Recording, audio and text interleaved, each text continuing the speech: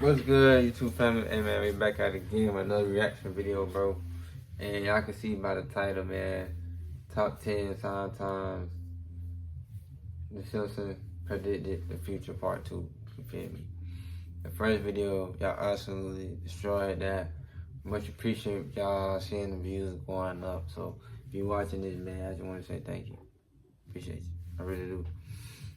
But you know what I'm saying? The grind. Staying over, we got it forever. So roll the 1400, 30 away. So if you're new, hit that sub button, man. We get straight to it. Oh no! Oh no! No! Oh no! Oh, dear God, no! Here we go again! Secrets of the universe, economics, and failed business ventures. Are the Simpsons writers really Freemasons or members of the Bohemian Grove who dictate the future rather than predict it?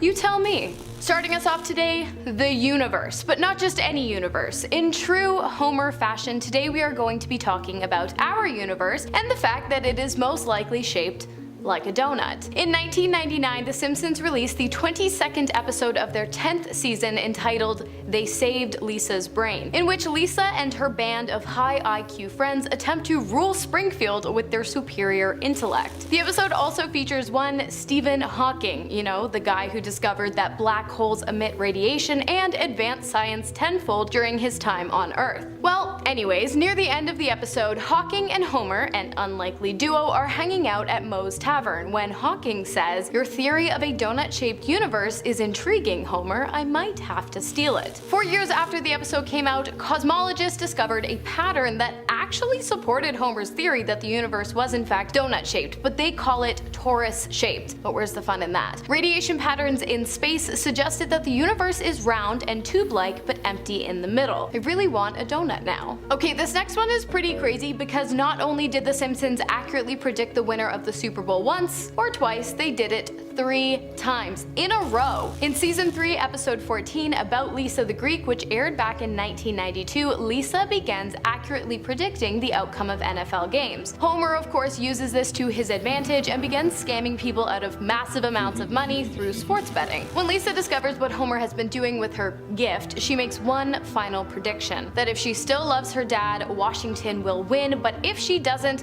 the Buffalo Bills will take home the trophy. In the show, Washington won, and just a few days later, Washington won against the Bills in real life. The following year, the episode was aired with a dub that switched out Washington for the Dallas Cowboys, who were set to play the Bills in the championship game. The Cowboys won on the show, and a few days later, the prediction was proved correct. The following year, the Cowboys and the Bills were once again playing in the championship game. A few lines were added to the episode regarding the fact that it was a rematch, but the prediction remained the same, and it was right. Again. In our number 3 spot today, we have a 3-eyed mutant fish. In 1990, The Simpsons released episode 4 of season 2, titled 2 Cars in Every Garage and 3 Eyes on Every Fish. In the episode, Bart catches a fish with 3 eyes, and the origin of the mutation is ultimately traced back to Mr. Burns' power plant, which is shown to be leaking radioactive waste into the rivers of Springfield. In the episode, Burns is also running for governor, and nearing the end of the show, he joins The Simpsons at their home for dinner along with a gaggle of paparazzi. During the meal, Marge presents Burns with the mutant fish cooked up on a silver platter. Initially a shoo-in for the position, when Burns spits out the disgusting fish, which he claimed was perfectly natural, his campaign went down the drain. In 2011, 21 years after the episode first aired, a fisherman caught a very similar 3-eyed fish near a nuclear power plant in Argentina. Coincidence?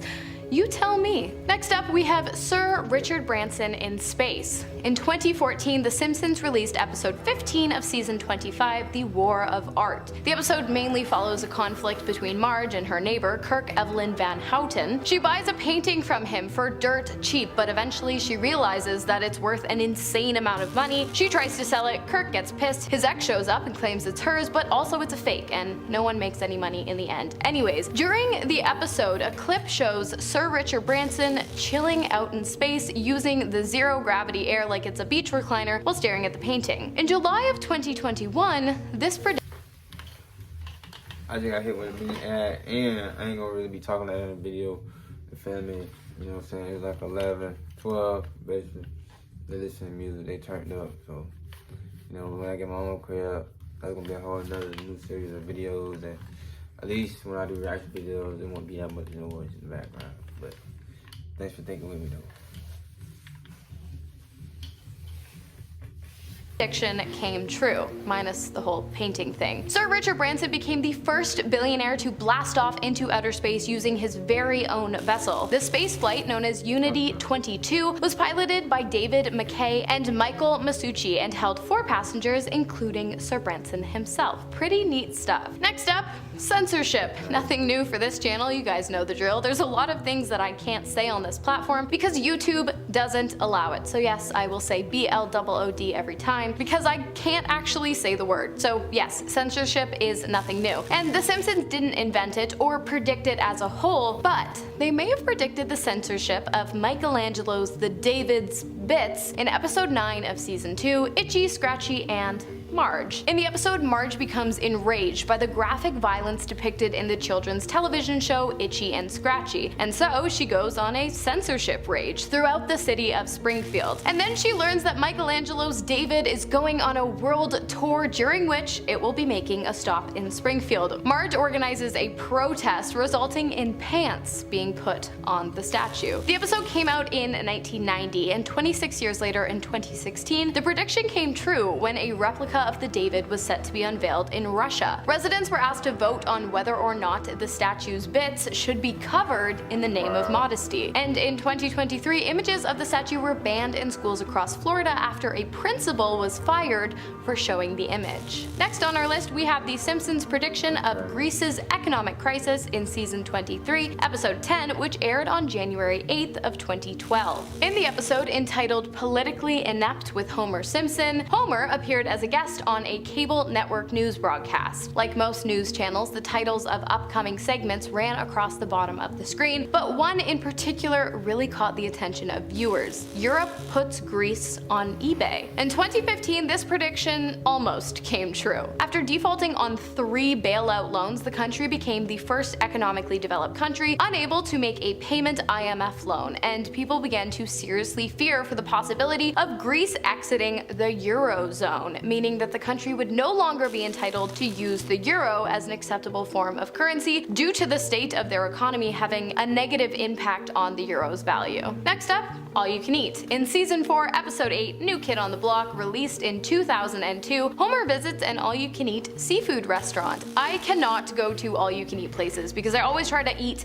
my money's worth and I just end up feeling so sick. Which I guess is kind of what Homer did. He ate and ate and ate until he was eventually kicked out for eating too much. I guess even unlimited has a limit at some point. Naturally, Homer goes on to sue the restaurant for false advertising. 5 years later, in 2017, a man dining at an all-you-can-eat restaurant in Massachusetts had a very similar experience to Homer after being kicked out of the all-you-can-eat restaurant Golden Corral after spending 7 hours at the buffet and eating more than 50 pounds of food. He attempted to sue the restaurant for $2 million on the grounds of false advertising, but as far as I know, to no avail. I'm not really sure if The Simpsons predicted this one or just gave the guy the idea. Next up, Grease thieves. In the 1998 episode Lard of the Dance, episode 1 of season 10, Homer comes up with a business idea. Is it lucrative? Not really. Is it insane? Kind of. After learning from convenience store owner Apu that he could sell grease to make a profit, Homer begins doing exactly that. Originally, he cooks bacon to get the grease, but it's not enough to make any real kind of money. In fact, he's losing money, and so he decides to enlist the help of his son, Bart. He forces Bart to quit school, and the pair become grease thieves, stealing grease from fast food restaurants and Bart's school. But of course, they still didn't make much money. In 2008, the high prices of oil created a black market for grease, specifically yellow grease, which apparently could be used in biofuels. All of a sudden, a string of grease thefts broke out across the nation, and one man even stole 300 gallons of grease from the beloved Burger King. If this biofuel thing actually works, I feel like we should really get on it ASAP. And I don't know, maybe give like local fast food restaurants some kind of tax return in exchange for their used oil. Just an idea. I could run for president. Next up, we have the Python Challenge. In episode 20 of season 4, Whacking Day, which premiered on April 29th of 1993, the citizens of Springfield participate in a tradition dating all the way back to the founding father of the town, Jebediah Springfield. All of the residents band together to drive snakes into the center of the town, and then they whack them until they die. In 2013, 20 years after the episode aired, this tradition became an actual thing. Every year, residents of the Florida Everglades participate in a month-long event that centers itself around python removal. And there are even cash rewards for participants that submit humanely killed pythons at official checkpoints within 24 hours of capture. The event is run by the Florida Fish and Wildlife Conservation in an effort to protect the Everglades ecosystem from the invasive snake. So while it sounds awful, it has actually had a huge positive impact on native wildlife and the environment as well. And finally, we have the Simpsons prediction of ferrets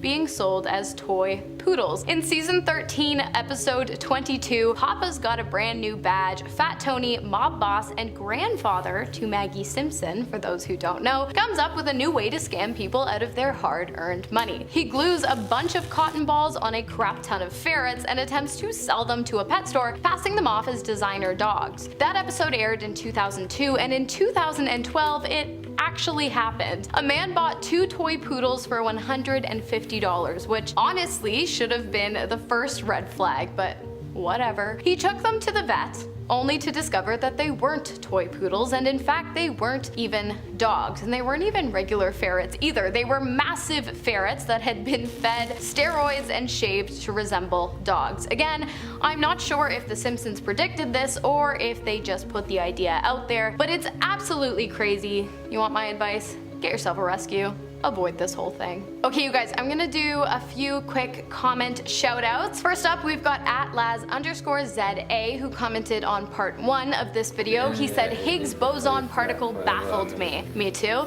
And then he goes on to say, anyways, shout out from JHB, South Africa. Thank you so much, Laz_ZA. And the next comment comes from Gunthros the Flatulent 2613. Nice username. The Simpsons are way more accurate than Nostradamus. You're onto something. It's kind of scary how many of these got right. I hope you guys enjoyed the video today. I have been your host, Hannah Thompson. Of course, I will see you in the next one. Hey.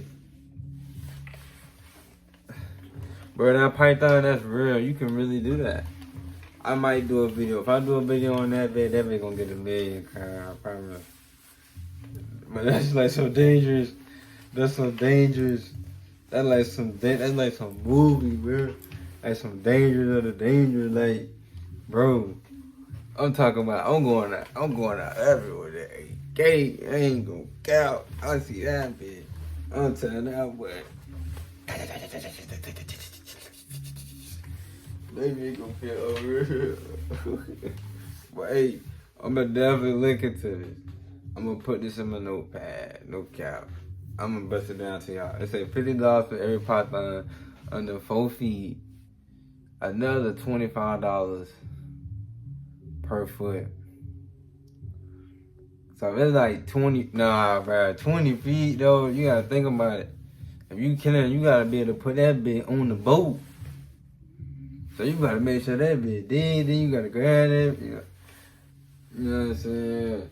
Whatever, but hey, that's a different story though, man. I'm gonna put that in the notes, man. Y'all see me doing it? This is where it came from. It's 4/13/2024. 4/13/2024. So if I do this, y'all have to love me. No cap.